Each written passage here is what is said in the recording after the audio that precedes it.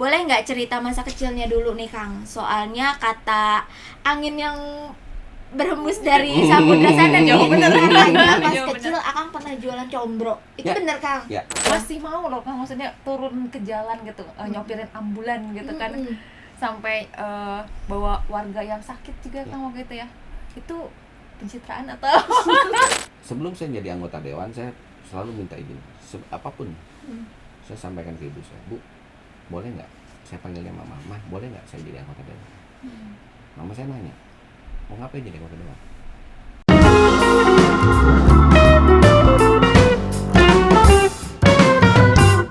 Tribuners, bersama saya Vivi Febrianti dan rekan saya Geok Mengwan. Teh kayaknya panggil GG aja deh biar lebih akrab dan popularitas gue lebih nyanyiin Oxband. Oke, enaknya panggil GG apa panggil sayang nih? Apa aja deh ya G ya. Yang penting gue akhirnya bisa partneran sama cewek nih sekarang, nggak sama Oxband lagi. Oke, Teh, ngobrol Bogor kali ini kita kembali kedatangan Wakil Ketua DPRD Kota Bogor. Padahal sebelumnya udah ada Kang Cena Mutakin yang hadir di sini ya. Tapi nggak usah panjang lebar, langsung aja kita kenalin Kang Eka Wardana. Selamat sore Kang. Waalaikumsalam. Apa kabar Kang? Alhamdulillah sehat. Alhamdulillah. Sibuk apa nih sekarang Kang?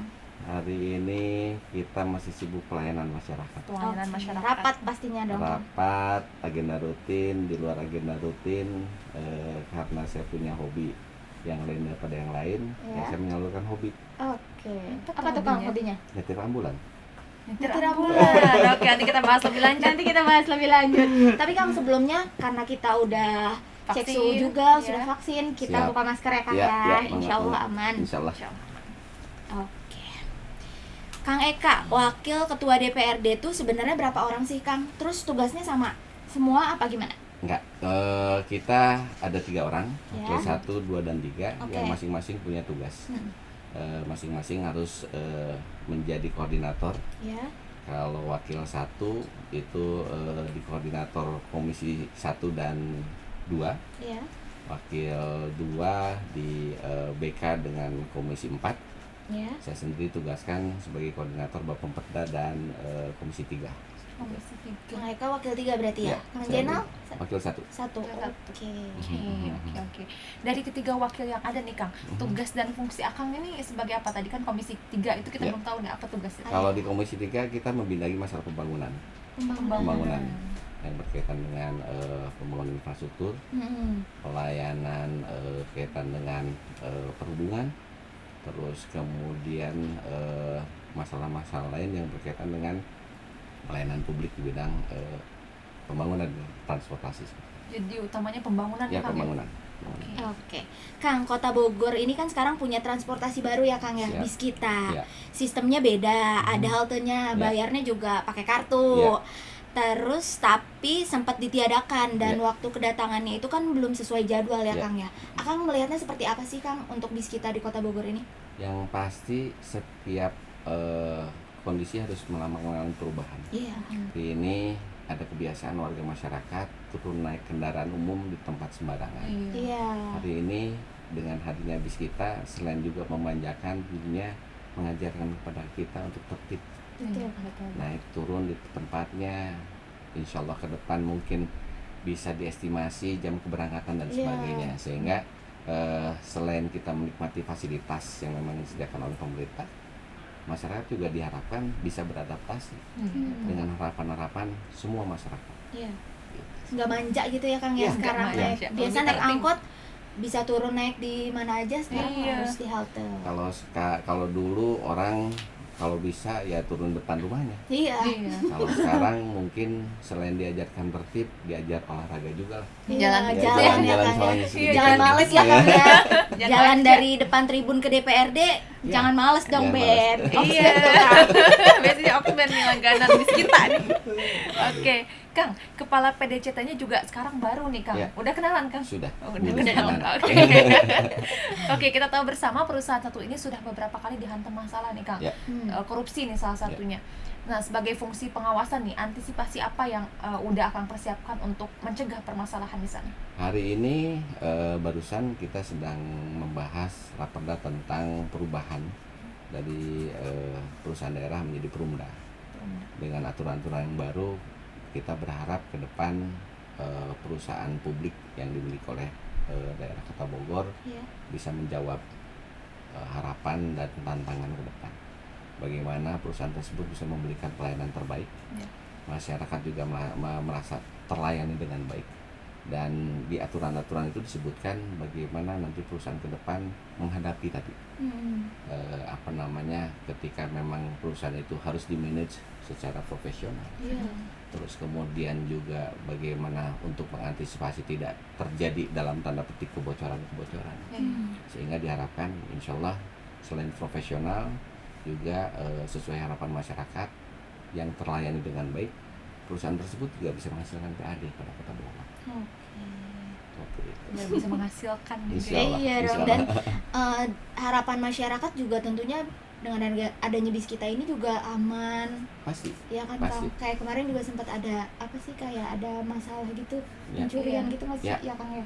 Yang namanya produk baru tentunya harus ada evaluasi. Diharapkan dengan terus berjalan pembenahan termasuk dari sisi keamanan, mungkin akan kita perbaiki, akan diperbaiki ke depan. Harapannya setiap orang yang menggunakan fasilitas publik itu akan selain merasa nyaman, tentu juga akan merasa aman. Seperti itu. Betul. Akang juga kalau nggak salah nih baru selesai rapat ya Kang ya? Ya. So, ngebahas apa aja sih Kang rapatnya? Tadi yang terakhir kita membahas tadi transportasi kan? Transportasi. Jadi kita sedang membahas rapat tentang perubahan dari perusahaan daerah menjadi Perumda. Oke. Sehingga tadi perusahaan umum daerah yang diharapkan oleh masyarakat itu terwujud Kota Bogor seperti itu. Oke. Jadi biar selain aman, nyaman juga ya transportasi di Kota Bogor memenuhi harapan masyarakat. Memenuhi masyarakat. Dan merubah itu tadi kebiasaan. Jadi diharapkan dari semua sisi, selain tadi aman, nyaman, menghasilkan, dan masyarakat juga terpenuhi dari sisi kenyamanannya. Bisa dibayangkan dulu kita naik angkot pas hujan, gerahnya luar biasa, ya kan? Kalau sekarang ber-AC gitu kan, lebih nyaman. Dan insya Allah ke depan durasinya akan tepat waktu, per 3 menit atau per 5 menit sekali, sehingga bisa diperkirakan. Oke. Kang Eka juga dikenal sebagai budayawan kan ya Kang ya. Kita yang nggak pernah dengar atau emang kegiatannya yang nggak ada sih Kang, organisasi tentang kebudayaan di Bogor ini? Yang pasti banyak kegiatan. Kegiatannya banyak. Kita yang nggak jarang dengar nih. Hanya mungkin hari ini kita belum bisa menampilkan dan belum bisa memasyarakatkan seperti halnya kondisi bagaimana masyarakat Bali. Cinta dan mewujudkan rasa cintanya terhadap budaya. Kalau kegiatan-kegiatan hampir setiap saat saya melihat, menyaksikan bagaimana masyarakat Kota Bogor mencintai dan mencoba berupaya untuk melestarikan budayanya. Seperti apa? Salah satunya kita bisa lihat di Kota Bogor ini tidak sedikit sanggar-sanggar budaya. Kita menyaksikan hari ini komunitas-komunitas pemerhati maupun pelaku budaya. Banyak grup di WhatsApp itu ada Karukun Bogor, ada banyak sekali. Terakhir kemarin saya mewakili Ketua DPRD untuk menyaksikan langsung pelantikan PPSI, Persatuan Pencaksilat Indonesia.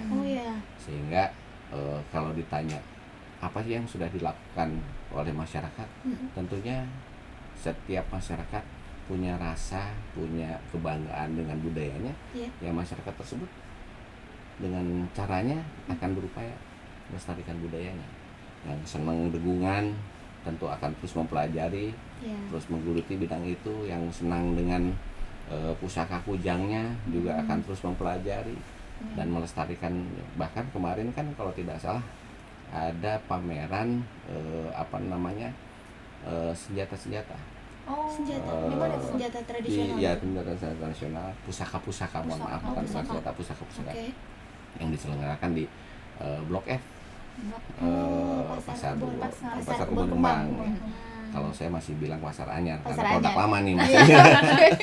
Update. Gitu. Oke Kang. Tadi kan ada apa yang PSSSI juga ya yang pencak silat. Nah kalau misalkan mau PSSI. yang golek gitu sama apa namanya musik-musik Sunda gitu kan? Yang pasti 2 tahun akibat pandemi kita agak sulit untuk bisa mengekspresikan kegiatan seni budaya. Kita terbatas karena PPKM dan sebagainya. Sehingga insya Allah ke depan setelah kondisi normal kembali masyarakat juga sudah kangen dengan nonton golek bareng-bareng, dengan melihat jaipongan, nampak kendang dan sebagainya. Kalau kemarin kan tanpa harus ada suatu kegiatan yang memang dirancang, setiap kali masyarakat melaksanakan kegiatan pernikahan tidak sedikit masyarakat ada proses yang memang dilakukan berkaitan dengan bapak pengantin, rampak kendang dan sebagainya. Ke depan insya Allah kita sering diskusi, kita ingin ada event yang memang dibuat besar untuk kembali menggugah rasa cinta terhadap budaya Sunda yang dilakukan di Kota Bogor. Di Kota Bogor juga kalau nggak salah ada ini ya Kang ya, wayang hihit, saya pernah tuh. Ya. Yang di Tajur ya Kang. Kalau bicara budaya, insya Allah Kota Bogor tidak akan pernah kering, tidak akan pernah kurang. Karena saya yakin dan percaya masyarakat Kota Bogor ini penuh dengan imajinasi, penuh dengan konsep, penuh dengan keinginan-keinginan untuk mengeksplorasi budayanya. Dengan kemampuannya masing-masing tentunya. Siap. Kan budayawan nih ya katanya Kang Iya, ya. iya, iya, Coba iya, kita luar tes aja nih biasa, Kang luar Eka. biasa. Oke, kita tes nih. Coba Kang Eka tahu nggak etos dan watak budaya Sunda yang sudah diterapkan? Yang pasti, Apa aja tuh Kang? Yang pasti kalau orang Sunda itu punya ciri khas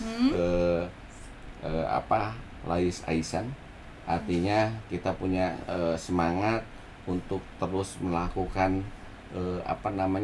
cinta sesama. Ya. Dibuktikan setiap kali ketemu sampurasun. Nah, gitu. Itu kan yang memang di setiap budaya pasti ada. Iya, Tapi dengan seperti itu kita terus saling mendoakan. Seperti halnya kalau di Muslim assalamualaikum, kita kan mendoakan. Betul. Gitu kan. Salah satu yang terus kita sosialisasikan kalau kita bicara budaya agak sedikit menurut saya beda ketika kita bicara seni. Budaya itu kebiasaan, nilai-nilai leluhur yang memang diwariskan kepada kita. Budaya itu salah satunya kita hari ini cium tangan kepada orang tua. Iya, itu juga budaya. Itu budaya. Termasuk budaya. Sehingga saya berharap mulai dari hal-hal dasar yang memang perlu kita terapkan tadi.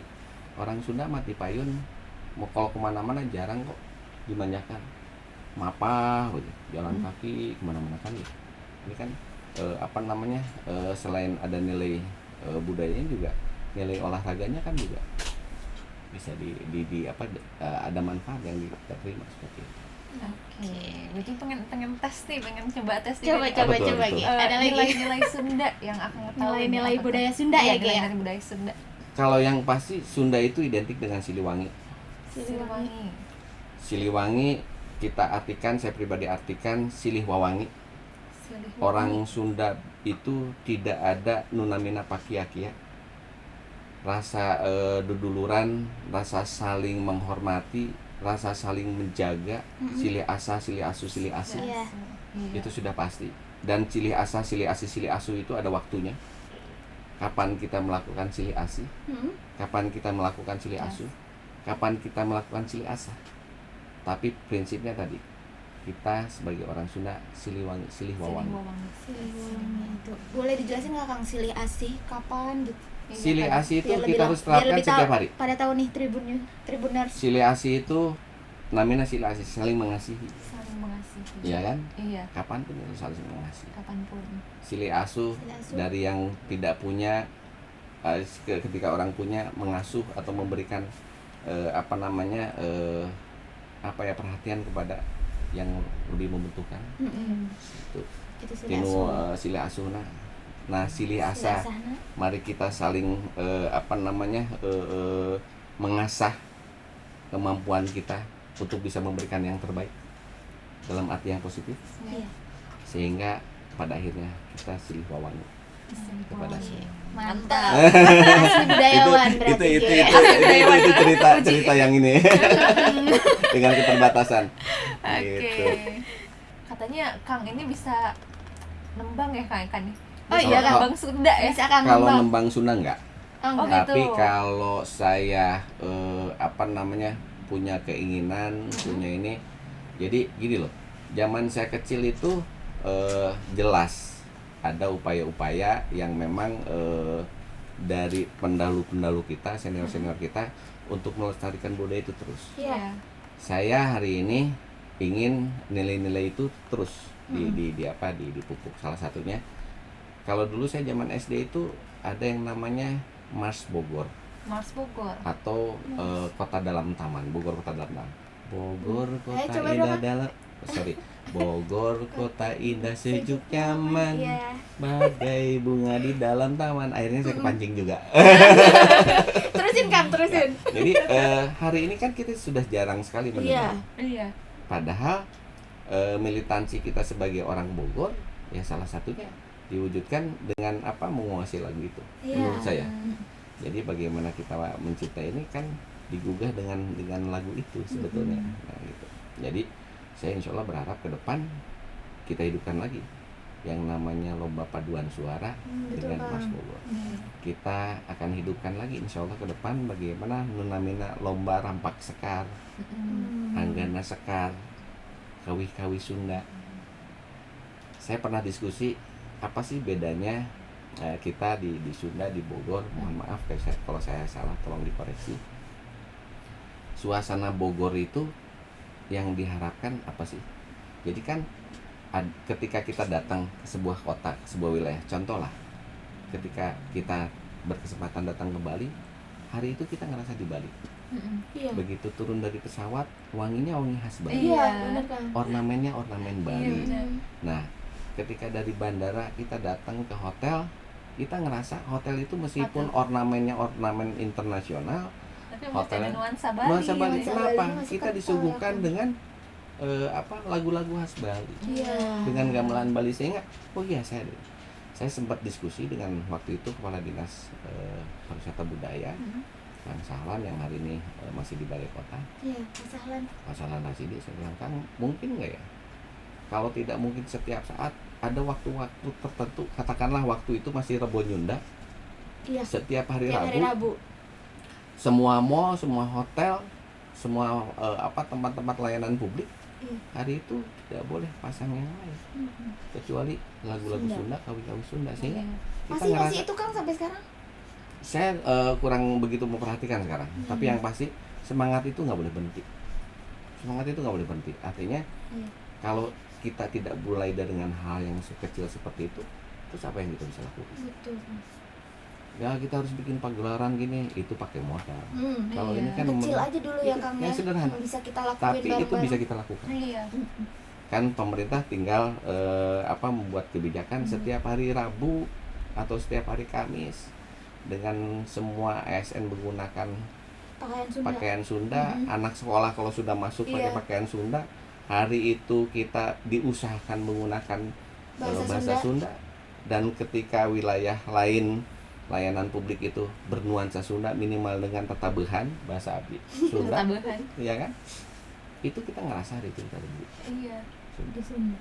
Dan hari ini agak sedikit sedih ketika bicara upaya-upaya bagaimana melestarikan bahasa Sunda. Yang menurut saya sudah agak kurang ya Kang ya. Apalagi anak-anak mudanya. Iya. Kayaknya lebih Kalau saya bahasa Indonesia atau bahasa dengan Inggris. teman-teman atau dengan anak saja kita bicara Sunda, kadang-kadang mohon maaf ada rasa tidak percaya diri. Iya benar. Tapi ketika bicara ya agak sedikit yang ke barat-baratan kan kayak sombong. Lebih pede padahal kan ini harusnya melestarikan budaya Sunda. Tapi mohon maaf, saya tidak seperti yang tadi dikesankan bahwa saya budayawan. Hanya saya ingin mengingatkan kepada diri saya sendiri bahwa kalau setiap orang itu kan punya punya apa ya, punya historis yang tidak bisa keluar. Kalau orang Sunda ya lahir besar di Sunda, tugasnya ngamumule budaya Sunda. Gitu. Bukan berarti tidak yang lain kemudian kita bicara kesukuan enggak. Kalau bicara budaya, kalau bukan kita siapa ya? Iya betul. Tapi prinsip gimana bumi dipijak di situ langit dijunjung kan tetap harus. Ya kabula kabale lah menuju di Bali mah wayahna kita harus menghormati budaya Bali. Iya betul. Menyesuaikan lah ya. Iya. Oke. Sekarang gue mau nanya yang agak kalem nih, yang agak dalam nih, karena seperti yang kita ketahui bersama Tribuners, kalau udah nyaman pasti pengen kenal lebih jauh. Udah nyaman. Bercanda Kang. Kang punten ini mah ya. Boleh nggak cerita masa kecilnya dulu nih Kang? Soalnya kata angin yang berhembus dari samudra sana jauh bener katanya pas kecil Akang pernah jualan combro. Itu bener Kang? Ya. Jadi gimana sih Kang? Saya lahir besar di kampung namanya Lebak Kantin. Lebak Kantin. Seberangnya lapangan Sempur. Oh iya. Jadi saya lahir. Berarti asli kota Bogor ya Kang ya? Asli. Bapak saya orang Bogor, ibu saya kelahiran Jakarta tapi besar di Bandung. Saya lahir tahun 72. Kemarin baru ulang tahun, sekarang 50 tahun saya nggak terasa. Jadi ketika saya lahir tahun 72, almarhum bapak saya sedang punya kegiatan usaha di bidang otomotif. Tapi karena ceritanya sudah direncanakan oleh Yang Maha Kuasa, tiba-tiba tahun 79 bapak saya buta. Bapak saya buta, ada tumor di otaknya. Sempat dibelah kepalanya dengan teknologi kedokteran tahun 79 di Bandung. Dan ternyata saraf yang menuju ke matanya itu dirusak oleh tumor. Sehingga buta permanen Bapak. Tapi kalau ngelihat dari kondisi fisik mungkin tunanetranya ini beda dengan yang lain. Gitu. Karena secara fisik mata dan yang lain-lainnya normal, tapi karena ada saluran sarafnya itu, sehingga dari yang tadinya kita bisa dikatakan keluarga cukup, dengan kondisi itu akhirnya semua berubah. Dan ketika saya harus survive untuk meneruskan sekolah, salah satu yang saya lakukan ya saya harus tetap sekolah, saya harus jualan combro dengan keliling kampung. Itu ibu yang bikin atau gimana Kang? Saya mengambil dari tetangga. Iya. Nah, sampai dengan SMA, kebetulan saya sekolah di Sukasari di kalau sekarang SMK, kalau dulu STM, Grafika Marjuana. Kalau subuh, setelah sholat subuh, saya dengan adiknya almarhum bapak, almarhumah tante Bibi ya. Bibi yang bikin donatnya. Sambil jalan sekolah ke Sukasari, saya jalan kaki, saya jualan donat. Gitu. Apa aja lah ya Kang. Apa aja yang penting kita bisa survive. Dan ibu saya selalu mengajarkan, pertama agama, kedua pendidikan. Kita makan mungkin bisa terbatas, tapi kalau bicara pendidikan wajib. Sehingga alhamdulillah dengan ketiadaan semua anak-anak 5 bersaudara kami semua sarjana. Alhamdulillah. Akang anak pertama? Saya anak kedua. Dari berapa bersaudara? 5 bersaudara. Alhamdulillah semuanya sudah survive ini. Dan jadi sarjana dan dengan cara sendiri-sendiri. Hebat. Yang paling agak beda ya, mungkin semua ya. Adik saya yang perempuan sekolah di SMK, ngambil boga. Hari ini malah usahanya bukan itu. Apa tuh Kang? Konveksi. Jadi beda jalur. Ada saya yang lulusan sekolah pariwisata, ngambil S1 di pariwisata, sekarang malah jadi manajer di perusahaan telekomunikasi. Jadi nggak nyambung semua. Kalau Akang sendiri, dulunya apa tuh? Saya dulu karena bapak setelah tunanetra terus berusaha dengan semangat hidupnya mengajarkan kepada kami. Sambil saya diarahkan untuk sekolah di grafika itu. Padahal secara logika, mana bisa seorang tunanetra punya percetakan. Saya dipaksa untuk, dalam tanda kutip ya, untuk bisa mendalami dunia grafika, dunia percetakan. Sehingga akhirnya setelah saya lulus, SMK saya wirausaha. Saya punya perusahaan sendiri percetakan sampai dengan 2014.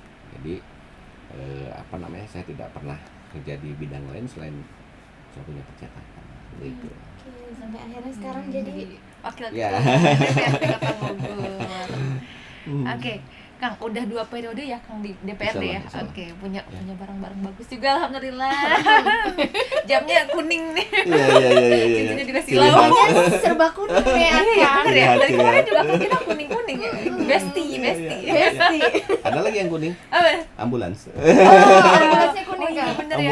Ambulans kuning cinta warna kuning dengan ciri khas. Nah, kita bahas nih yang tadi awal sempat diomongin sama Kang Eka ya. Masih mau loh Kang, maksudnya turun ke jalan gitu, nyopirin ambulan gitu kan. Sampai bawa warga yang sakit juga Kang waktu itu ya. Itu pencitraan atau setiap orang pasti punya sejarah. Dan sejarah itu saya pikir akan melatar belakangi akan menjadi pondasi hidup seseorang. Ketika mungkin teteh-teteh tidak punya masa lalu yang seperti saya, mungkin yang terpikir ngapain seorang yang sudah mempunyai kewenangan ikut turun. Tapi kebetulan alhamdulillah bapak saya almarhum, ibu saya yang sekarang masih ada, dan alhamdulillah insyaallah akan menjadi surga saya. Selalu mengajarkan sebaik-baiknya manusia adalah orang yang berguna, bermanfaat bagi orang lain ya Kang ya. Satu. Yang kedua, sebelum saya jadi anggota dewan saya selalu minta izin apapun. Saya sampaikan ke ibu saya, Bu, boleh nggak saya panggilnya mama, Mah, boleh nggak saya jadi anggota dewan? Mama saya nanya, mau ngapain jadi anggota dewan? Kalau cuman sekedar pengen jadi anggota dewan, mama tidak kasih. Oh gitu. Tapi ketika jadi anggota dewan memberikan manfaat kepada orang lain, enggak. Sehingga ada satu periode yang saya lewat 2009 saya belum diizinkan untuk mencalonkan, dan insya Allah alhamdulillah 2014 saya kembali menghadap, saya dipanggil partai, saya diminta untuk mencalonkan. Mama saya bilang silakan. Cuman kembali tadi ditanya mau jadi apa di dewan. Nah kebetulan ada sejarah lagi. Ketika SD bapak saya dalam kondisi terpuruk seperti itu, saya punya teman satu bangku, teman SD satu bangku, namanya Nani Haryani, mudah-mudahan bisa nonton ini. Nah bapaknya itu anggota dewan, kalau dulu dari fraksi ABRI. Nah setelah beliau pensiun dari ABRI, beliau melanjutkan jadi anggota dewan waktu itu di fraksi Golkar. Saya bilang, kok sering ya ketemu dengan bapaknya Nani, Pak Harsoyonoto, saya ingat banget. Kok Pak Harsoyo ini sering ya bisa bantu orang. Setiap kali ada orang sakit, bilang ke dia dibantu. Dia sering bikin hitanan masal, dia sering bikin bantuan sosial. Saya pikir, kenapa enggak ya? Saya juga bisa memberikan manfaat dengan saya jadi dewan. Jadi ketika ditanya oleh orang sejak kapan sih pengen jadi anggota dewan, sejak SD saya pengen jadi anggota dewan. Berarti memang mimpi Akang. Ya. Dan terwujud dan terwujud. Makanya saya bilang, saya pernah minta izin 2009, tapi ibu saya belum mengizinkan. Sehingga dari situ saya berpikir saya harus jadi anggota dewan. Dan ketika jadi anggota dewan, kebetulan juga karena bapak kondisinya terpuruk secara ekonomi, kami banyak hal yang kami rasakan dan menjadi pengalaman hidup. Contoh lah, ibu saya pada saat bapak saya sudah tunanetra, hamil lagi, ketika mau melahirkan kita ada kendala karena kita nggak punya uang. Sehingga dalam usia saya yang mungkin baru 7-8 tahun, saya ketemu kecil-kecil gitu ya. Saya datang ke rumah sakit, bawa ibu saya yang waktu itu akan melahirkan. 7 tahun bawa ibu ke rumah sakit. 8 tahun 9 tahun lah. SD SD. Saya telah 72, ada tahun 81 ya. 8-9 tahun. Itu suster yang bilang, Bu, nggak usah, kalau nggak punya uang nggak usah ngelahirin di sini waktu itu.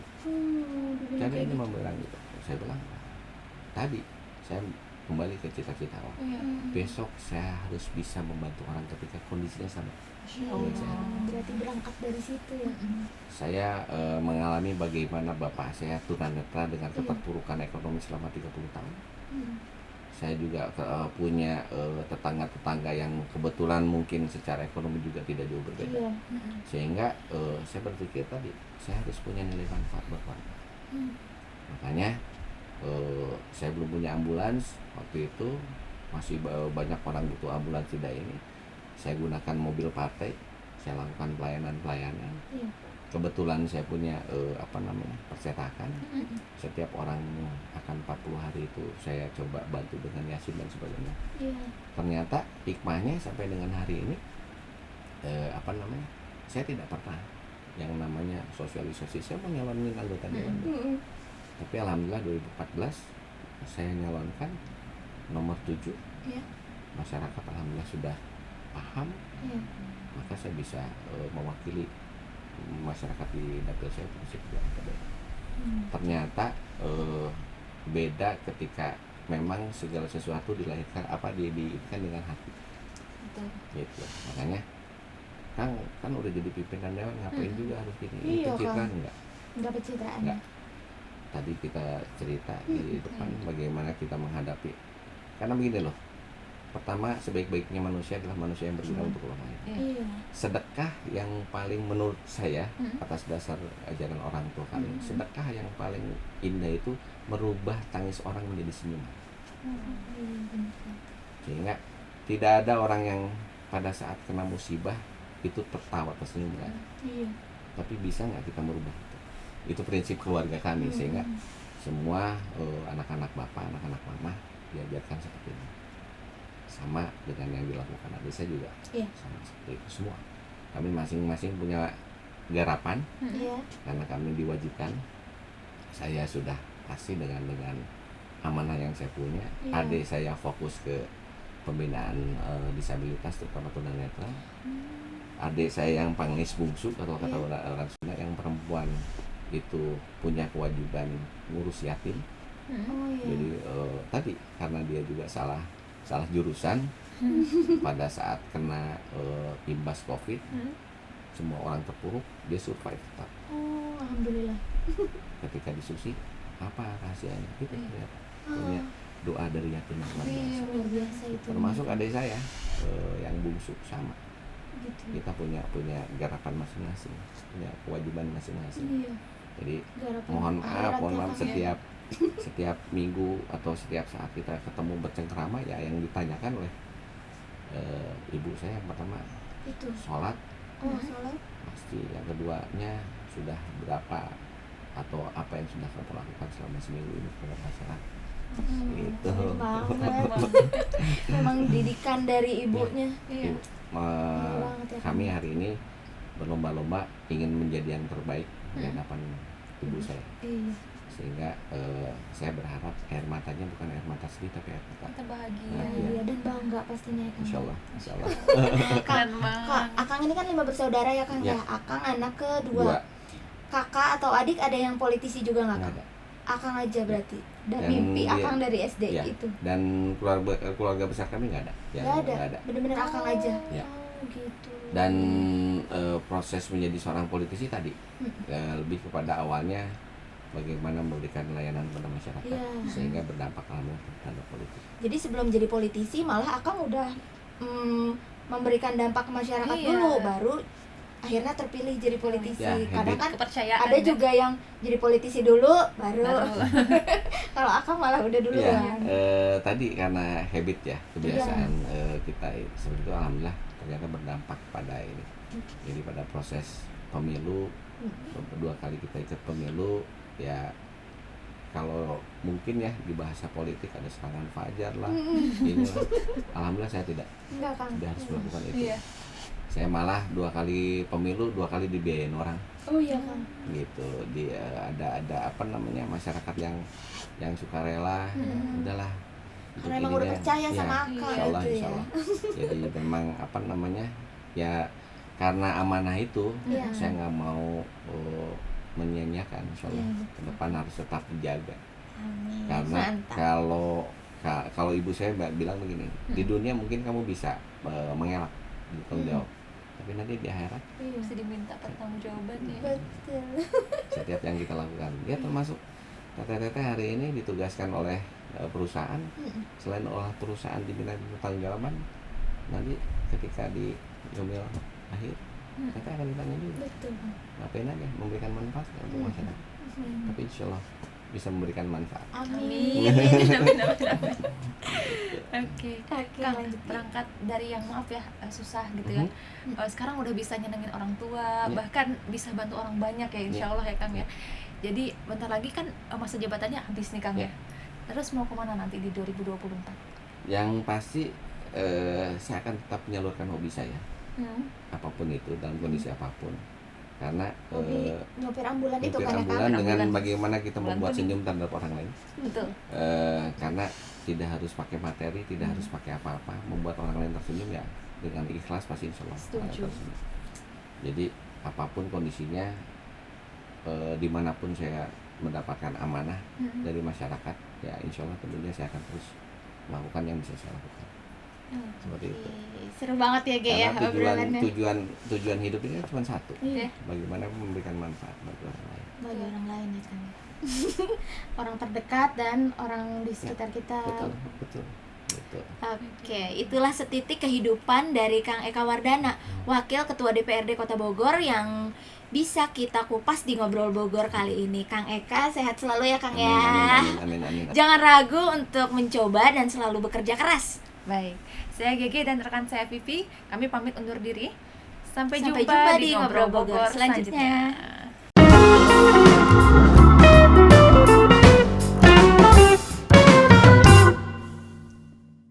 Terima kasih sudah nonton.